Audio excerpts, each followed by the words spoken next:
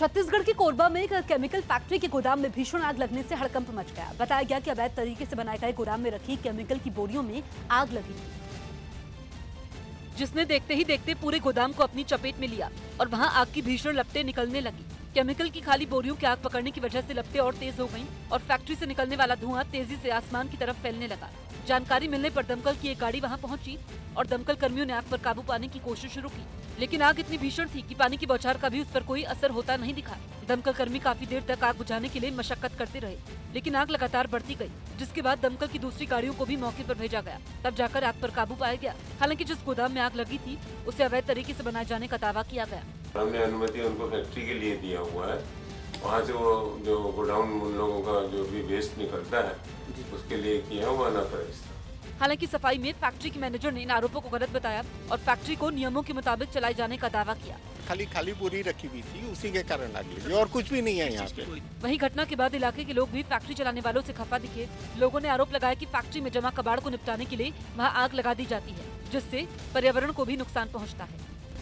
केंद्रीय मंत्री स्मृति ईरानी ने अपने राजनीतिक भविष्य पर बड़ा बयान दिया। उन्होंने ये साफ कर दिया कि जब तक पीएम मोदी राजनीति में रहेंगे तब तक उनकी सियासी पारी चलती रहेगी। And I'm currently serving under Narendra Modi. That was my ardent desire. And the day Pradhan Sevak Narendra Modi decides that he will hang his boots is the day I will leave Indian politics. Korba में एक factory के गोदाम में आग लगने से अफरा तफरी मच गई। छत्तीसगढ़ के कोरबा में केमिकल फैक्ट्री के गोदाम में भीषण आग लगने से हड़कंप मच गया। मध्य प्रदेश की विदिशा में बाइक सवार 3 बदमाशों ने कारोबारी को बीच सड़क पर गोली मार दी और उसके हाथ से रुपयों से भरा बैग छीनकर फरार हो गए। छत्तीसगढ़ के रायपुर में सैकड़ों पत्रकारों ने मारपीट के विरोध में मशाल जुलूस निकालकर बीजेपी के खिलाफ प्रदर्शन किया। हरियाणा की जींद में 20 साल की रेप पीड़िता ने अदालत में आरोपियों के खिलाफ गवाही देने के बाद आत्महत्या कर ली। पटना के बाढ़ इलाके में हादसे में हुई मौत के बाद सड़क पर शव रखकर प्रदर्शन कर रहे गुस्साए लोगों पर काबू पाने के लिए पुलिस ने फायरिंग की। यूपी की बस्ती में गन्ना कम तोलने का आरोप लगाते हुए किसानों ने हंगामा किया। प्रयागराज में चल रहे कुंभ में मौनी अमावस्या के मौके पर हुए दूसरे शाही स्नान में करोड़ों श्रद्धालुओं ने डुबकी लगाई। दावा किया जा रहा है कि इस शाही स्नान में 2 करोड़ से ज्यादा लोगों ने संगम में स्नान किया, जिसके लिए एक दिन पहले ही लाखों लोग प्रयागराज पहुंच गए। हालांकि सबसे पहले अलग अलग अखाड़ों के साधु पूरी तरह सज धज कर शाही स्नान करने संगम पर पहुंचे। शाही स्नान अद्भुत रहा, अद्भुत रहा, अद्भुत रहा। शाही स्नान के दौरान प्रयागराज पहुंचे श्रद्धालुओं पर एक हेलीकॉप्टर के जरिए फूल भी बरसाए गए। करोड़ों की भीड़ के बीच कई विदेशी श्रद्धालु भी भगवा रंग में रंगे हुए संगम घाट पर स्नान करने पहुंचे। Very very beautiful, very nice, बहुत सुंदर, बहुत सुंदर। मौनी अमावस्या के मौके पर शाही स्नान में हिस्सा लेने कई लोग अपने पूरे परिवार के साथ प्रयागराज पहुंचे और शाही स्नान करने के लिए रात में ही संगम किनारे डेरा डाल दिया। हालांकि संगम पर श्रद्धालुओं की भारी भीड़ होने की वजह से स्नान के लिए लोगों को काफी देर तक इंतजार भी करना पड़ा। लेकिन इस दौरान श्रद्धालुओं की सुरक्षा और सुविधा के लिए प्रशासन की तरफ से काफी कड़े इंतजाम किए गए। जहाँ जहाँ तक निगाह जा रही है वहाँ तक सिर्फ और सिर्फ श्रद्धा का सैलाब उमड़ रहा है और कदम दर कदम लोग बढ़ते जा रहे हैं। स्नान करने के बाद श्रद्धालुओं ने पुलिस प्रशासन का शुक्रिया अदा करते हुए भजन कीर्तन किया। गंगा गोहराए गंगा ही नहीं बोले गंगा ही नहीं। शाही स्नान के लिए आम लोगों के साथ साथ कई नेता भी प्रयागराज पहुंचे और संगम पर स्नान किया। पश्चिम बंगाल में रैली करने पर अड़े यूपी के सीएम योगी आदित्यनाथ आज फिर सड़क के रास्ते पुरुलिया जाएंगे। सीएम योगी की आज दोपहर 3:30 बजे पश्चिम बंगाल के पुरुलिया में रैली है, लेकिन हेलीकॉप्टर को उतरने की अभी तक ममता सरकार ने इजाजत नहीं दी है।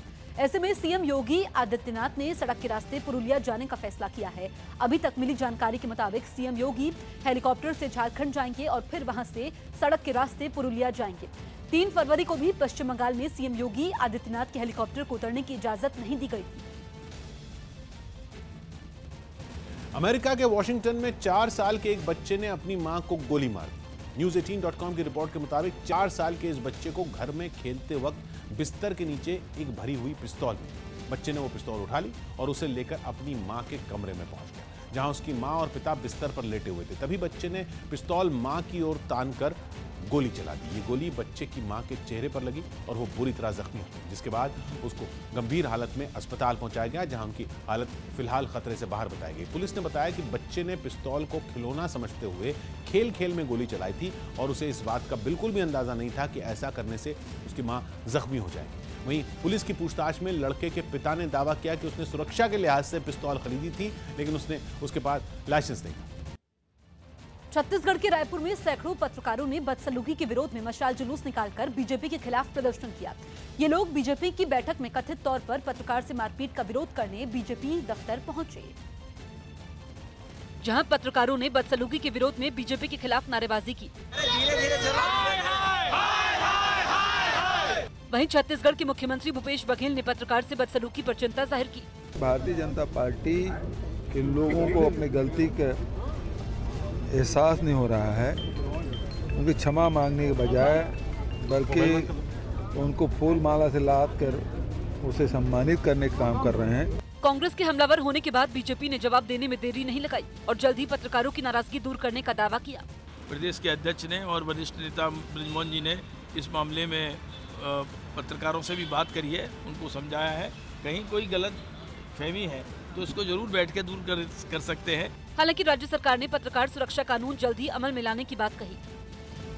बिहार के कई शहरों में आरएलएसपी यानी राष्ट्रीय लोक समता पार्टी ने बिहार बंद के दौरान नीतीश सरकार के खिलाफ जमकर हंगामा किया। शनिवार को पटना में उपेंद्र कुशवाहा पर हुए लाठीचार्ज के विरोध में आरएलएसपी ने बंद का ऐलान किया था। और इस दौरान गया में बिहार सरकार पर कानून की धज्जियां उड़ाने का आरोप लगाते हुए सड़क पर उतरे आरएलएसपी कार्यकर्ता जमीन पर लेटकर नारेबाजी करने लगे। बंद के दौरान सड़कों पर निकली गाड़ियों को हटाने के लिए हाथों में झंडा लिए आरएलएसपी कार्यकर्ता जोर आजमाइश करते भी नजर आए। आरएलएसपी कार्यकर्ताओं ने पटना में हुए आक्रोश मार्च के दौरान अपने नेता उपेंद्र कुशवाहा पर पुलिस के लाठीचार्ज को नीतीश कुमार की साजिश बताया। आरएलएसपी के बिहार बंद के समर्थन में महागठबंधन की पार्टियां भी शामिल हुईं और कटिहार में सड़क पर आग जलाकर आरजेडी ने नीतीश सरकार पर जोरदार हमला बोला। प्रदर्शन में शामिल कार्यकर्ताओं ने बिहार में नीतीश कुमार पर तानाशाही का आरोप लगाया और पटना में उपेंद्र कुशवाहा पर हुए लाठीचार्ज को उन्हें जान से मारने की साजिश करार दी। इस पूरे मुद्दे पर महागठबंधन में शामिल पार्टियों ने बिहार सरकार पर सत्ता का गलत इस्तेमाल कर दबाव की राजनीति का आरोप लगाया और बिहार बंद के समर्थन में नालंदा की सड़कों पर आग लगाकर जाम लगा दिया। उपेंद्र कुशवाहा पर जानलेवा हमला बंद करो। जबकि कटिहार में बिहार बंद के समर्थन में हंगामा कर रहे आरएलएसपी कार्यकर्ताओं की पुलिस के साथ जमकर झड़प हो गई। बंद के दौरान आरएलएसपी के प्रदर्शन को देखते हुए कई इलाकों में पुलिस बल की भारी तैनाती की गई थी। प्रदर्शनकारियों ने बिहार सरकार पर ताकत का गलत इस्तेमाल करने का भी आरोप लगाया। महागठबंधन के एक सदस्य को लाठी और गोलियों से बर्बाद कर उनको दबाने का काम करेंगे। उनकी मंशा को हम लोग कभी कायम होने नहीं देंगे। इससे पहले हाथों में मशाल लेकर आरएलएसपी कार्यकर्ताओं ने रैली निकालकर भी राज्य सरकार के खिलाफ जमकर नारेबाजी की थी।